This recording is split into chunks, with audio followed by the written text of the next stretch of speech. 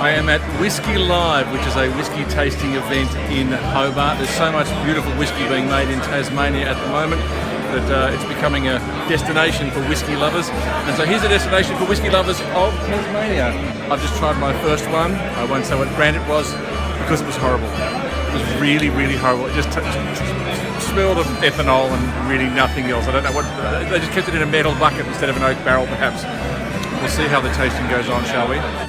So it's about an hour into our whiskey tasting now. We've just been to a masterclass with Sullivan's Cove.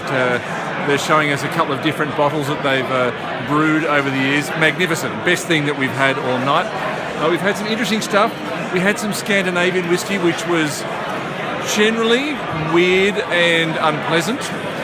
We had some American wheat-based whiskey, which was absolutely beautiful. The cask strength, which I thought was going to be too much, was smooth and delightful. And a relatively inexpensive Scottish whiskey, which was also smooth and delightful. It's interesting that the thing that's the most expensive is not always necessarily the best. It's now 8 o'clock at night. We've been here for 2 hours. We've tried about well over a dozen whiskies, so going strong. We've tried some Irish, which is lovely and smooth. And we just went to a masterclass about Indian whiskey, talking about how it's made in Goa because that's where the grain goes well and the tax system is correct for it. The Indian whiskey was really delightful. Only a few people in that class, but boy, it was good. So it's 9 o'clock and we are 3 hours into a 4-hour tasting at the moment. And we were recommended at the start of the tasting that we go from the non-peated to the peated. Whiskey is pretty sharply divided between stuff that is smoky and stuff that is not.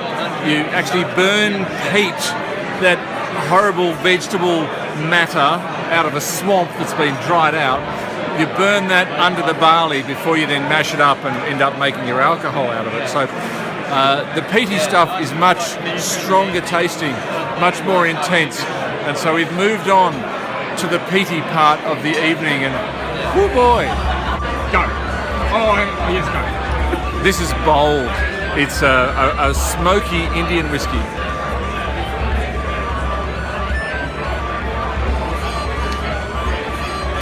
You kind of roll it across your tongue to get the full amount of flavours out of it. It's pretty good. It's smoky, but it's still very smooth. And it's hard to do that. To do smoky and smooth at once is really hard to do.